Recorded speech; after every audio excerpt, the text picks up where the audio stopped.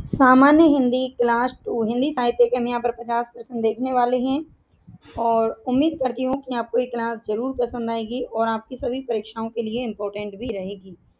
तो चलेंगे हम अपनी क्लास की तरफ। उससे पहले आप सभी से रिक्वेस्ट है कि चैनल को सब्सक्राइब ज़रूर कर लेना, लाइक कर देना और कमेंट करके प्लीज़ बताना कि आपको ये क्लास कैसी लगी है, ताकि मैं इसी तरह की क्लासेस आपके लिए लेके आती रहूँ, है ना। हर किसी को भाई मोटिवेशन के लिए थोड़ा बहुत तो कुछ चाहिए और आपका लाइक, सब्सक्राइब, शेयर है जो हमें मोटिवेशन देता है। ठीक है, तो आपको अच्छा लगे तो ज़रूर कर देना, अदरवाइज़ पूरी क्लास को आप देख ही लेना। चलते हैं हम अपने फर्स्ट क्वेश्चन की तरफ। प्रवृत्ति, निवृत्ति अथवा आसक्ति अनासक्ति का द्वंद्व मोहन राकेश के किस नाटक में प्रदर्शित है? तो ये कह रहा है कि मोहन राकेश के, देखो यहाँ पर मोहन राकेश के चारों नाटक दे रखे हैं, इनमें से कौन सा नाटक ऐसा है जिसमें यानी कि अंतर्द्वंद चलता रहता है। कभी आदमी जैसे हमारे मन में होता है ना, हम कभी हमें लगता है कि हम पढ़ लेते हैं, कभी लगता है कि रहने देते हैं, कभी लगता है कि सो जाते हैं, कभी अब खा लेते हैं ना, जो ये होता है अंतर्द्वंद। तो हमारे मन में जो अंतर्द्वंद चल रहा है, इस तरह का मोहन राकेश के किस नाटक में दिखाया गया है ना। वो खाने पीने का नहीं है, वो बौद्ध धर्म धारण करने का है। ठीक है, तो यहाँ पर हमारा करेक्ट आंसर क्या हो जाएगा? लहरों के राजहंस। लहरों के राजहंस जो नाटक है उसमें ये जो द्वंद्व है वो चल रहा होता है। नेक्स्ट क्वेश्चन है, निम्नलिखित में से किस नाटक में कृष्ण और वेणुरति के प्रेम का प्रदर्शन है? कौन? आप प्लीज बने रहिएगा पूरी वीडियो में, क्योंकि सभी तरह के क्वेश्चन आपको इजी कठिन सब तरह के देखने को मिलेंगे, अच्छे ही क्वेश्चन है। निम्नलिखित में से किस नाटक में कृष्ण और वेणुरति के प्रेम का प्रदर्शन है? राधा, सूर्यमुख, कोमल गांधार या फिर सेतुबंध? सबसे पहले तो याद रख लीजिए ये सभी किसके नाटक हैं? तो लक्ष्मी नारायण लाल के नाटक हैं। ठीक है, ये सभी किसके नाटक हैं? एक सेकंड, तो ये लक्ष्मी नारायण लाल के नाटक हैं सारे। ठीक है, लक्ष्मी नारायण लाल के नाटक हैं। और किस नाटक में कृष्ण और वेणुरति? तो करेक्ट आंसर हमारे यहाँ पर हो जाएगा सूर्यमुख। ठीक है, सूर्यमुख जो नाटक है ये लक्ष्मी नारायण लाल का है और इसमें कृष्ण और वेणुरति के प्रेम का प्रदर्शन है। नेक्स्ट हमारा क्वेश्चन है, धर्मवीर भारती का कौन सा नाटक है जो कथानक को लेकर आधुनिक युग के अनुकूल अर्थ जिसमें महाभारत को प्रस्तुत किया गया है? यानी कि ऐसा कौन सा नाटक है इनमें से जिसमें आधुनिक युग के अनुकूल, है ना, अब जो समय चल रहा है उसके अनुकूल महाभारत की कथा को प्रस्तुत किया गया है? तो हमारा करेक्ट आंसर हो जाएगा अंधा युग। ठीक है, अंधा युग जो नाटक है 1955 ईस्वी में प्रकाशित हुआ था और इसमें महाभारत की कथा यानी कि जो महाभारत की कथा है उसको आज के अनुकूल इसको प्रस्तुत किया गया है। नेक्स्ट क्वेश्चन है, ब्राह्मण ना तो किसी के राज्य में रहता है और ना ही किसी के अन्न पर पलता है, यह कथन जयशंकर प्रसाद के किस नाटक से लिया गया है? ब्राह्मण ना तो किसी के राज्य में रहता है और ना ही किसी के अन्न पर पलता है, तो ऐसा कौन कहता है? जयशंकर प्रसाद के किस नाटक से पंक्ति ली गई है? तो फोर में हमारा करेक्ट आंसर क्या हो जाएगा? स्कंदगुप्त, अजात शत्रु, चंद्रगुप्त या फिर ध्रुव स्वामिनी? करेक्ट आंसर हमारा यहाँ पर होगा चंद्रगुप्त। ठीक है, चंद्रगुप्त होगा और चंद्रगुप्त का जो प्रकाशन वर्ष है वो है 1931 ईस्वी। स्कंदगुप्त की बात करें तो ये 1928 ईस्वी में प्रकाशित हुआ था। ठीक है, ये भी ध्यान रखना। आगे चलते हैं। आगे, आधे अधूरे नाटक के प्रमुख स्त्री पात्र का नाम क्या है? आधे अधूरे मोहन राकेश जी का नाटक है और इसमें जो प्रमुख स्त्री पात्र ये कौन है? तो मालती, जया, सावित्री या फिर अलका? करेक्ट आंसर हमारा हो जाएगा यहाँ पर सावित्री। इसमें एक ही मुख्य जो स्त्री पात्र है वो सावित्री है, उसकी बेटियां हैं दो, इसके अलावा स्त्री इसमें कोई भी नहीं है, जबकि चार बल्कि 5 पुरुषों का जिक्र इसमें किया गया है। नेक्स्ट हमारा क्वेश्चन, भारतेंदु के अनुसार हिंदी का पहला मौलिक नाटक कौन सा है? भारतेंदु के अनुसार पहला मौलिक नाटक कौन सा है? नहुस, पारिजात हरण, पद्मावती या फिर विश्वामित्र? तो यहाँ पर हमारा करेक्ट आंसर हो जाएगा नहुस। जो नहुस नाटक है ये किसके द्वारा लिखा गया है? तो ये भारतेंदु जी के पिता थे, भारतेंदु के पिता थे गिरधरदास, गोपाल चंद्र गिरधरदास। ठीक है, उनके द्वारा ये नाटक है जो लिखा गया था और ये कब लिखा गया था? 1857 ईस्वी में ही प्रकाशित हुआ था। नेक्स्ट क्वेश्चन, इनमें से कौन सा नाटक है जो भारतेंदु जी का नहीं है? सत्य हरिश्चंद्र, मयंक मंजरी, भारत दुर्दशाएं, प्रेम जोगिनी? तो यहाँ पर हमारा राइट आंसर हो जाएगा मयंक मंजरी। ठीक है, जो मयंक मंजरी है ये भारतेंदु जी का नाटक नहीं है, बाकी तीनों नाटक भारतेंदु हरिश्चंद्र के हैं। गंगोली गांव में किस उपन्यास की कथा भूमि है? गंगोली गांव में किस उपन्यास की कथा भूमि है? आधा गांव, राग दरबारी, रंग भूमि पर अलग अलग वैतरणी। तो 8 में हमारा करेक्ट आंसर क्या हो जाएगा? आधा गांव।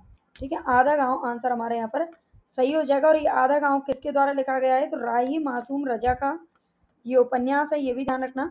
राही मासूम रजा का ये उपन्यास है। ठीक है, नेक्स्ट हमारा क्वेश्चन है, गरीबी और जहालत इस रोग के दो कीटाणु है। मेला आंचल में वाक्य किसका है?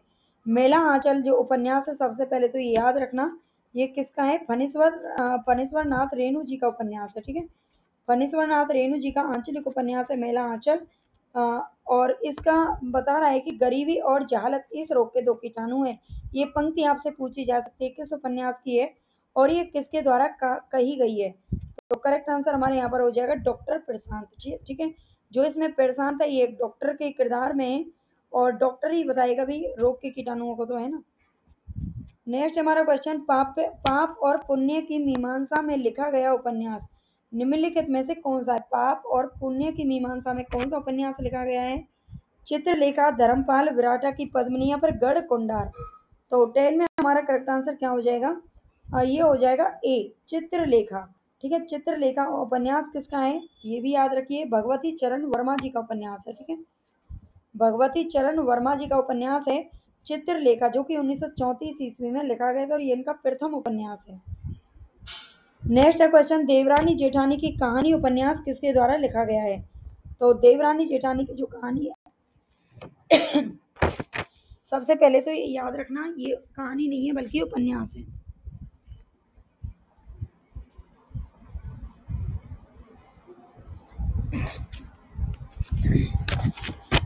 तो यहाँ पर हमारा करेक्ट आंसर भी क्या हो जाएगा? देवरानी जेठानी की कहानी उपन्यास किसने लिखा है? तो करेक्ट आंसर गोपाल राम गेमरी, पंडित गौरीदत्त शर्मा, बालकृष्ण भट्ट या फिर लाला श्रीनिवास दास।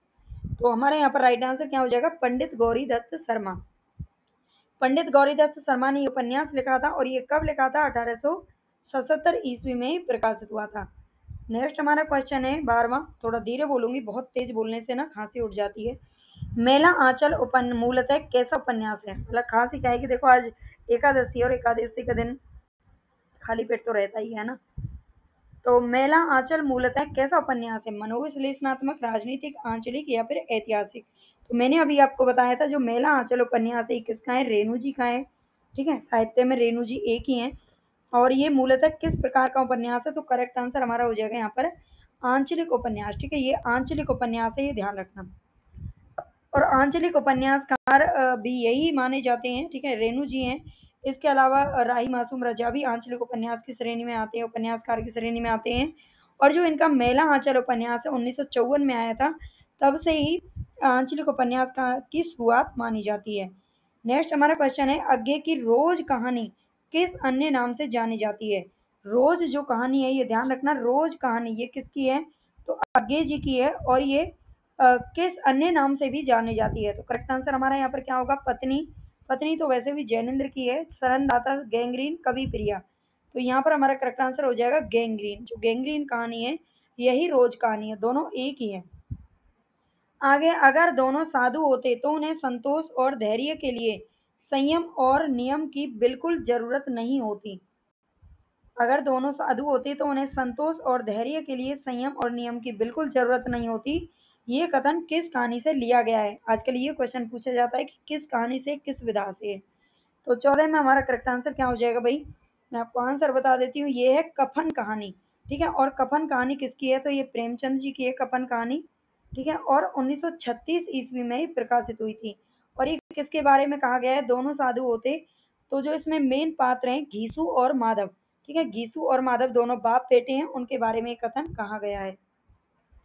परिंदे कहानी से नई कहानी की शुरुआत मानने वाले समीक्षक कौन है? परिंदे कहानी किसकी है? तो परिंदे कहानी निर्मल वर्मा जी की है, ये बता देती हूँ।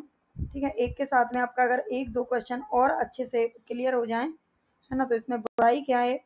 निर्मल वर्मा जी की कहानी है और इस नई कहानी की शुरुआत मानने वाले समीक्षक कौन है? तो यहाँ पर हमारा करेक्ट आंसर हो जाएगा नामवर सिंह।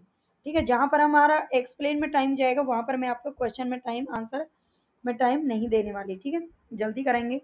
अर्धनारीश्वर निबंध संग्रह के रचनाकार कौन है? अर्धनारीश्वर जो निबंध संग्रह है ये किसका है?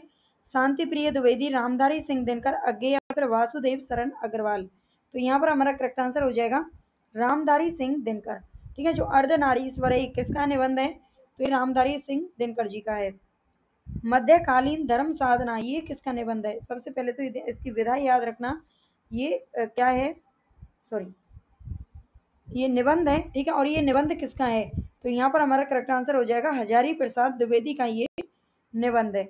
नेक्स्ट है कैदी की पत्नी, कृति के लेखक कौन है? कैदी की पत्नी ये भी निबंध है। कृति का मतलब है, देखो विधाएं आपको जरूर याद रखनी है, क्योंकि ज्यादातर जो क्वेश्चन है वो विधाओं से पूछा जाता है। क्योंकि किसी चीज को ही अनुमान लगाना की है ना, अगर हमें याद नहीं है तो हम अनुमान नहीं लगा सकते कि ये कौन सी विधा हो सकती है ना। तो यह राइट आंसर आपको विधा आपको याद रखनी है, और यहाँ पर आपको राइट आंसर बताना है कैदी की पत्नी कृति के लेखक कौन है? तो 18 में हमारा करेक्ट आंसर क्या हो जाएगा? बी हो जाएगा। बी हमारा राम वृक्ष बेनीपुरी।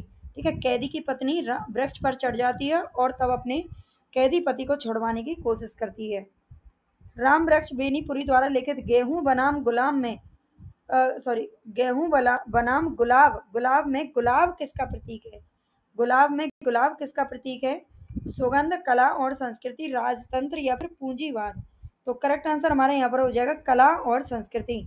आप मुझे कमेंट में जरूर बताइएगा सभी बच्चे कि आपके कितने क्वेश्चन इसमें से सही हो रहे हैं। ठीक है, कितने क्वेश्चन आपके सही निकल रहे हैं, उसी हिसाब से फिर ये क्लास है वो आपको मिलती रहेगी। ठीक है, और लाइव क्लास हमारी रात को 9 बजे चलती है। हालांकि अभी 2 दिन से बंद है, क्योंकि जो मेरा कंप्यूटर है वो ख़राब हो चुका है। जो बच्चे लाइव क्लास से जुड़ते हैं तो वो सुन लेना। ठीक है, बच्चे बार बार मैसेज कर रहे हैं कि मैम लाइव क्लास क्यों नहीं ले रही हैं। तो लैपटॉप ख़राब हो गया है, मैंने दिल्ली भिजवाया है, देखते हैं कब तक आता है बन करके, है ना। अभी मैंने बात नहीं की, कल ही भिजवाया था। तो 1-2 दिन में जैसे ही आ जाएगा 9 बजे वाली हमारी लाइव क्लास चलेगी, और सुबह की इसी तरह से हम जो क्लास है वो करते रहेंगे। तो यहाँ पर आप बताइए क्वेश्चन, निठल्ले की डायरी नामक हास्य व्यंग्य निबंध संग्रह के लेखक कौन है? तो 20 में हमारा करेक्ट आंसर क्या हो जाएगा? ये हो जाएगा डी हरिशंकर परसाई। ठीक है, निठल्ले की डायरी शंकर जी के पास है। नेक्स्ट है चेहरे अनेक, ये किसकी आत्मकथा है? चेहरे अनेक किसकी आत्मकथा है? नेमीचंद्र जैन, धर्मवीर भारती, इला चंद्र जोशी या फिर उपेंद्र नाथ अस्क। तो करेक्ट आंसर हमारा हो जाएगा यहाँ पर उपेंद्र नाथ अस्क हो जाएगा। चेहरे अनेक, अनेक चेहरों को देख करके हमारे अस्क यानी कि अश्रु निकलने लग जाते हैं। झोंपड़ी से राजभवन, झोंपड़ी से राजभवन आत्मकथा किस साहित्यकार की है? झोंपड़ी से राजभवन तक, सौरभ सिंह बेचैन, माता प्रसाद गुप्त। बिल्कुल हमारा बी ऑप्शन इसमें सही हो जाएगा, माता प्रसाद गुप्त। आप पॉज करके अपना आंसर लगा लिया करो, फिर बताना कितने क्वेश्चन आपके सही हो रहे हैं। पॉज करने की भी जरूरत नहीं, वैसे भी आप आंसर लगा सकते हैं। बंगाल का अकाल नामक रिपोर्टाज किसकी रचना है? डॉक्टर धर्मवीर भारती, रांगे राघव, प्रकाश चंद्र गुप्त या फिर उपेंद्र नाथ अस्क। तो यहाँ पर हमारा करेक्ट आंसर हो जाएगा सी प्रकाश चंद्र गुप्त। ठीक है, इसमें जिसने भी सी लगाया होगा ना उनका करेक्ट होगा। रिपोर्टाज किस भाषा का शब्द है? जर्मन, फ्रांसीसी, अंग्रेजी या फिर हिंदी। तो करेक्ट आंसर हमारा हो जाएगा जो रिपोर्टाज है फ्रांसीसी भाषा का शब्द है। नेपाली क्रांति को लेकर रिपोर्टाज किसके द्वारा लिखा गया है? नेपाली क्रांति को लेकर, तो फणीश्वर नाथ रेणु, श्रीकांत वर्मा, विवेकी राय या फिर अज्ञे। तो यहाँ पर हमारा करेक्ट आंसर हो जाएगा फणीश्वर नाथ रेणु। नेपाली क्रांति को लेकर के रिपोर्टाज लिखने वाले कौन है? तो ये आंचलिक उपन्यासकार फणीश्वर नाथ रेणु जी। बंगदूत के प्रकाशक कौन थे? बंगदूत के प्रकाशक कौन थे? स्वामी दयानंद सरस्वती, राजर्षि प्रसाद सितारेंद्र, राजा राम मोहन राय पर राजा लक्ष्मण सिंह। बंगदूत के प्रकाशक कौन थे? तो 26 में हमारा करेक्ट आंसर हो जाएगा राजा राम मोहन राय। ठीक है, राजा राम मोहन राय थे बंगदूत के संपादक या प्रकाशक। हिंदी साहित्य का प्रथम ज्ञानपीठ पुरस्कार किसे मिला है? तो ये मिला था 1968 ईस्वी में। अगर हिंदी साहित्य की बात कर रहे हैं ना, उससे पहले भी चल रहा था, लेकिन 1968 में पहला ज्ञानपीठ मिला था। और ये किसको मिला था? ये सुमित्रा नंदन पंत जी को मिला था, इनकी चिदम्बरा नामक रचना के लिए। मतवाला पत्रिका के संपादक कौन थे? आपको ज़्यादा से ज़्यादा शेयर करना है, प्लीज़ ज़्यादा से ज़्यादा क्लास को शेयर करें। जितने भी बच्चे देखें, जो नए हैं वो सब्सक्राइब जरूर कर लें, और ज़्यादा से ज़्यादा चैनल को सपोर्ट करिए, ताकि मैं इसी तरह की क्लासेस आपके लिए लेके आती रहूँ, है ना। मतवाला पत्रिका के संपादक कौन थे? तो 28 में हमारा करेक्ट आंसर क्या हो जाएगा? शर्मा नवीन, माखनलाल चतुर्वेदी या सूर्यकांत त्रिपाठी निराला अज्ञे। तो सी ऑप्शन हमारा सही हो जाएगा, सूर्यकांत त्रिपाठी निराला जी थे मतवाला पत्रिका के संपादक। हरिवंश राय बच्चन को सबसे पहला सरस्वती सम्मान मिला था, ये ध्यान रखना है। इनको सरस्वती सम्मान मिला था, लेकिन प्रथम मिला था, है ना। पहला सरस्वती सम्मान इन्हीं को मिला था। और ये किस रचना के लिए मिला था? रचना के लिए, बल्कि आलोचना के लिए, अनुदित साहित्य पर, आत्मकथा पर, एक काव्य रचना पर। तो इनकी रचना, इनकी आत्मकथा थी जिसके 4 भाग हैं, ठीक है। इनके आत्मकथा के 4 भाग थे। और इनकी आत्मकथा पर इनको क्या मिला था? सरस्वती सम्मान मिला था, वो भी प्रथम। हिंदी भाषा का उद्गम और विकास के लेखक कौन है? यहाँ पर ध्यान देना है। यहाँ पर उद्गम, भाषा का उद्गम विकास पूछ रहा है। अगर यहाँ पर साहित्य होता तो हजारी प्रसाद द्विवेदी हो जाता, लेकिन यहाँ पर भाषा पूछा है, तो करेक्ट आंसर हमारा क्या हो जाएगा? डॉक्टर उदय नारायण तिवारी जी। नेक्स्ट, यहाँ पर हिंदी साहित्य के इतिहास लेखन में काल विभाजन और नामकरण का प्रथम प्रयास करने वाले कौन है? हिंदी साहित्य के इतिहास लेखन में काल विभाजन और नामकरण करने वाले कौन है? ग्रियर्सन शुक्ल जी। काल विभाजन और नामकरण सबसे पहले किसने किया था?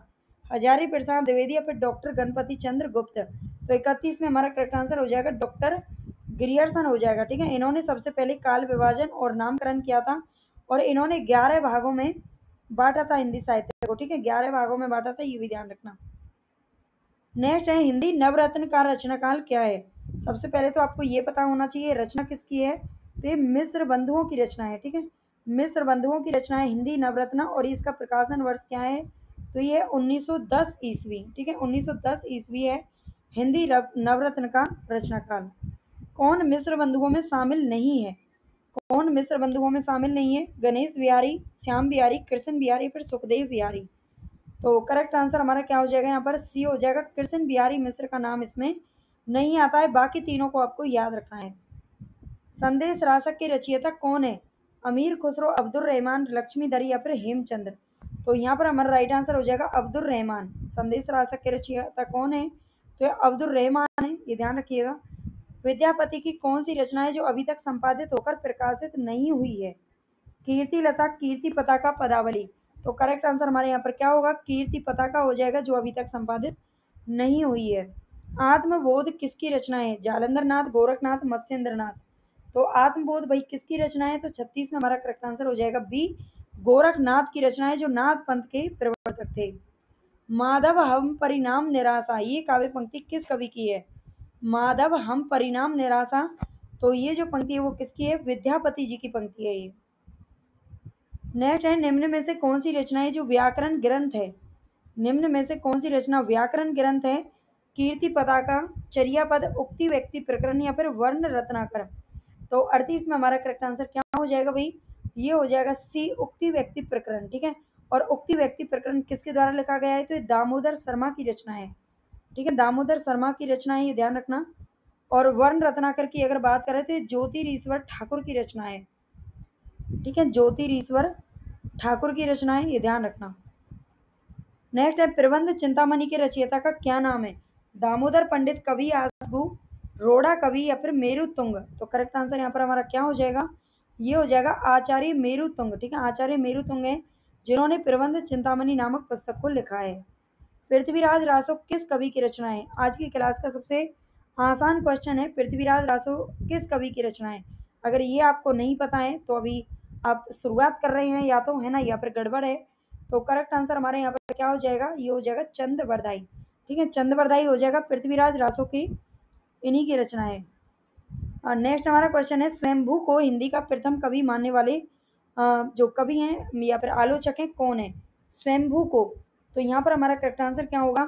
राम कुमार वर्मा, रामचंद्र शुक्ला, हजारी प्रसाद द्विवेदी, फिर राहुल सांकृत्यायन? तो स्वयंभू को हिंदी का प्रत्यय को राहुल सांकृत्यायन ने सरेपा को माना है ना। सरेपा को माना है, ये ध्यान रखना। और स्वयंभू को हिंदी का प्रथम कवि मानने वाले कौन है? तो ये हैं, सॉरी, राम कुमार वर्मा, ठीक है। राम कुमार वर्मा आंसर सही होगा। शुद्धाद्वैतवाद दर्शन के प्रवर्तक कौन है? शुद्धाद्वैतवाद दर्शन के प्रवर्तक कौन है? शंकराचार्य, मध्वाचार्य, बल्लभाचार्य, फिर विष्णु स्वामी? तो यहाँ पर हमारा करेक्ट आंसर हो जाएगा बल्लभाचार्य, ठीक है। शुद्धाद्वैतवाद के प्रवर्तक कौन है? तो ये मध्वाचार्य हैं, ये ध्यान रखना। अगर हम बात करें शंकराचार्य की, तो अद्वैतवाद, ठीक है, अद्वैतवाद के प्रवर्तक हैं, अद्वैतवाद। और मध्वाचार्य की बात करें तो आपको हटा देना है, ये द्वैतवाद के प्रवर्तक हैं, ठीक है, द्वैतवाद के प्रवर्तक हैं, ये ध्यान रखिएगा। और जो विष्णु स्वामी है इन्होंने रुद्र संप्रदाय की स्थापना की थी। ठीक है, रुद्र संप्रदाय की स्थापना इन्होंने की थी। नेक्स्ट है भक्ति काल की समय सीमा क्या है? भक्ति काल की समय सीमा क्या है? तो यहाँ पर हमारा आंसर क्या हो जाएगा, मैं सीधा आपको बता देती हूँ, आंसर देख लीजिए ध्यान से। 1275 से संवत है, संवत में आंसर दे रखा है। 1275 से क्या 1700 तक थी, 1275 से 1800, 1375 से 1850। तो यहाँ पर हमारा देखो करेक्ट आंसर हो जाएगा उपर्युक्त में से कोई नहीं, डी ऑप्शन हमारा यहाँ पर सही होगा, क्योंकि ये जो समय सीमा है वो कब से कब तक थी, तो ये 1375 संवत, ठीक है, 1375 संवत से लेकर के 1700 संवत तक थी। कितने तक थी? 1700 संवत तक मानी जाती है। निम्नलिखित में से कौन है जो ब्रह्म संप्रदाय का प्रवर्तक है? ब्रह्म संप्रदाय का प्रवर्तक कौन है? विष्णु स्वामी, निम्बार्काचार्य, हेद हरिवंश या फिर मध्वाचार्य। तो यहाँ पर हमारा करेक्ट आंसर हो जाएगा मध्वाचार्य। ठीक है, ब्रह्म संप्रदाय के प्रवर्तक कौन है? तो ये मध्वाचार्य जी हैं। महाराष्ट्र के भक्तों में किनका नाम सबसे पहले आता है? सूरदास, तुलसीदास, मीराबाई या फिर नामदेव। बाकी सारे महाराष्ट्र के नहीं है, बस एक ही है नामदेव। नामदेव का नाम आता है महाराष्ट्र से संबंधित। पंचगंगा घाट में कबीर किसके पैरों के नीचे पड़े थे? जो पंचगंगा घाट है काशी के अंदर, यहाँ पर कबीर किसके पैरों के नीचे पड़े थे? शंकराचार्य, वल्लभाचार्य, नाम रामानंद या फिर मध्वाचार्य। तो आपने पढ़ा होगा कबीर जी के जो गुरु थे वो कौन थे? रामानंद जी थे, और ये इनके पैरों के नीचे पड़े थे। ये कहावत है ना, ये कहा जाता है। आचार्य शुक्ल जी ने रीतिकाल का आरंभ किस कवि से माना है? तो रीतिकाल की जो शुरुआत है किस कवि से मानते हैं? केशवदास, बिहारी लाल, चिंतामणि या फिर मतीराम। तो यहाँ पर हमारा करेक्ट आंसर हो जाएगा चिंतामणि त्रिपाठी। किस कवि के आश्रयदाता महाराज शिवाजी तथा छत्रसाल बुंदेला थे? तो यहाँ पर हमारा करेक्ट आंसर हो जाएगा रीतिकाल के जो राष्ट्रीय कवि कहे जाते हैं भूषण। निम्नलिखित में से घनानंद की रचना कौन सी नहीं है? प्रिया प्रसाद, भावना प्रकाश, प्रीति पावस या फिर पक्षी विलास। तो घनानंद की इनमें से कौन सी रचना नहीं है? तो ये ध्यान रखना पक्षी विलास इनकी रचना नहीं है। ठीक है, पक्षी विलास इनकी रचना नहीं है, बाकी तीनों की तीनों रचनाएं घनानंद जी के। प्रिया प्रसाद याद रखना, आपने नहीं पढ़ा होगा है ना, और भावना प्रकाश। बिहारी अकेले कवि है जिन्होंने ग्रामीण संस्कृति के विरुद्ध घृणा की अभिव्यक्ति की है, ये किसका कथन है? तो आज का हमारा 50वां क्वेश्चन है, डॉक्टर बच्चन सिंह ने कहा है। ठीक है, ये किसने कहा है? सॉरी, डॉक्टर बच्चन सिंह ने कहा है, ये ध्यान रखना। ठीक है, बच्चन सिंह का ये कथन है, ये याद रखिएगा। और आज के हमारे क्वेश्चन कंप्लीट हुए। अगर आपको क्लास पसंद आई है तो प्लीज़ सबसे पहले तो सब्सक्राइब कर लीजिए, शेयर कर दीजिए क्लास को, है ना। और हाइप आता है, हाइप का ऑप्शन आता है, प्लीज़ हाइप कर लीजिए सभी बच्चे, है ना, ताकि जो हमारा चैनल है वो सर्च में जा सके, है ना, ताकि ज़्यादा से ज़्यादा लोगों तक ये पहुंच सकें क्लासेस, और मेरी मेहनत भी सफल हो जाए और आपकी दुआएं भी मेरे लिए अच्छा काम करें, है ना। तो आप ज़रूर सब्सक्राइब शेयर कर लेना। अगर आप थोड़ा सा भी मुझसे चाहते हैं कि भई आप क्लास देते रहें तो आप ज़रूर सब्सक्राइब कर लेना। ओके, धन्यवाद, गुड बाय, टेक केयर, पढ़ते रहिए।